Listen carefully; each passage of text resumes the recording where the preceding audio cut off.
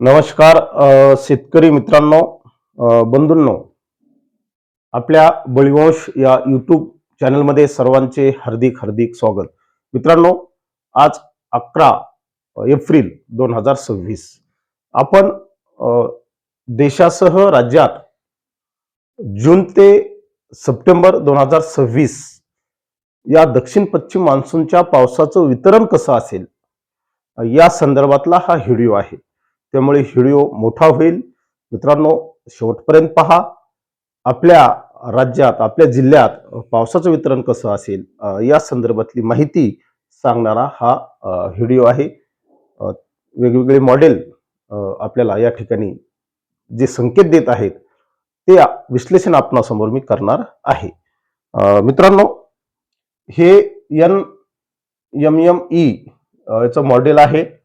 या मॉडेलचा जर आपण विचार केला तर या ठिकाणी आधी आपण प्रथम सूची समजून घेऊ. अबाव नॉर्मल म्हणजे सामान्यपेक्षा जास्त पाऊस जो हिरव्या कलर मध्ये दाखवलेला आहे.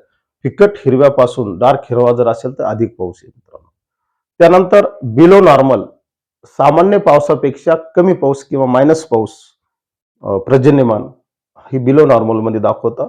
आणि न्यूट्रल नॅचरल ज्याला आपण म्हणू, नॅचरल म्हणजे हे व्हाईट मध्ये या ठिकाणी दाखवलेलं आहे.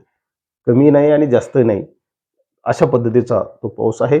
या सूचीच्या पार्श्वभूमीवर जर आपण या मॉडेलच्या वर नजर टाकली, भारतातल्या वितरणाचं हे जागतिक दर्जाचं मॉडेल आहे मित्रांनो, तर आपल्याला संपूर्ण भारतामध्ये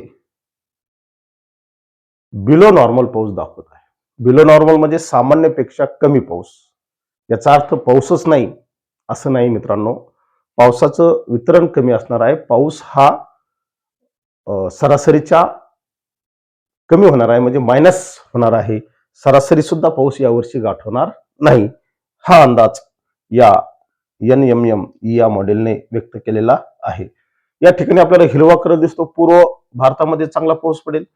दक्षिण भारतातली काही जी राज्य आहेत यामध्ये केरळ आहे, कर्नाटक आहे, कोस्टल लाईन आहे. महाराष्ट्रातली सुद्धा कोस्टल लाईनला मित्रांनो यावर्षी चांगला पाऊस पडणार आहे. यामध्ये कोकण आहे, त्यानंतर दक्षिण कोकण, उत्तर कोकण, घाटमाथा या सर्व गोष्टीवर मोठ्या प्रमाणावर पावसाची ऍक्टिव्हिटीज असतील. कोकणात यावर्षी पूर परिस्थिती आपल्याला पाहायला मिळेल. परंतु बाकी मात्र देशात आणि राज्यात पावसाचं वितरण हे सामान्यपेक्षा कमी या मॉडेलने दाखवलेलं आहे. दुसऱ्या मॉडेलचा आपण अंदाज घेऊ, जे परफेक्ट मंथली पावसाचं वितरण दाखवतात. मित्रांनो, हा जून महिन्याचं मॉडेल आहे. हे ECM WFच्या मॉडेलनुसार, नवीन अंदाजानुसार, आजच्या लेटेस्ट अंदाजानुसार 11 एप्रिलच्या त्यानुसार या मॉडेलने भाकीत केलेलं आहे. मित्रांनो, पिवळा कलर हा सामान्यपेक्षा कमी पाऊस दर्शवतो आपल्याला, आणि हिरवा कलर या ठिकाणी सामान्यपेक्षा अधिक पाऊस दर्शवतो. या कोस्टल लाईनला आपल्याला जास्त पाऊस या ठिकाणी दाखवलेला आहे. भारताच्या बहुतांश भारतामध्ये यावर्षी सामान्यपेक्षा कमी पावसाची शक्यता निर्माण झालेली आपल्याला या ठिकाणी दिसून येत आहे. जून मधलं हे वातावरण आहे. जून मधलं हे मॉडेलचे संकेत आहेत. त्यानंतर मित्रांनो, जुलै महिना सुद्धा आपल्याला या मॉडेलने कमी पावसाचे संकेत दिलेले आहेत. साधारणतः पावसाचं वितरण आणि सर्व गोष्टी जर पाहिलं तर असमान राहण्याची शक्यता आहे. अगदी सर्वत्र सारखा पाऊस या ठिकाणी दिसत नाही आपल्याला.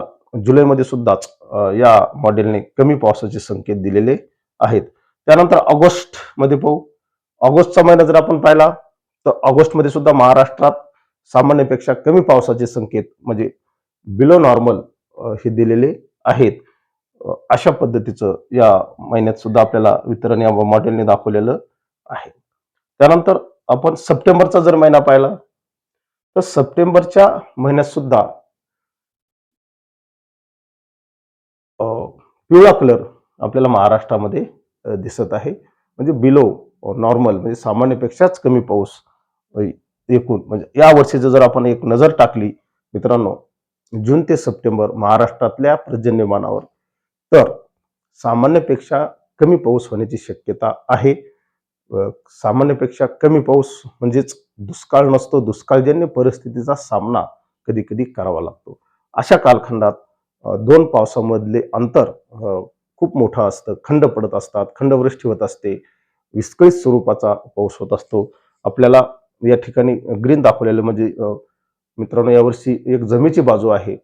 अल निनोच्या पार्श्वभूमीवर पॉझिटिव्ह आयओडी हा सक्रिय होत आहे या कालखंडात, आणि तो आपल्याला किती पाऊस देईल, कसा देईल, हे येणाऱ्या काळात कळेल. एमजिओ फेज त्या कालखंडात कशा पद्धतीने हिंदी महासागरात येतो, त्यावर सुद्धा पावसाच्या ऍक्टिव्हिटीज अवलंबून आहेत.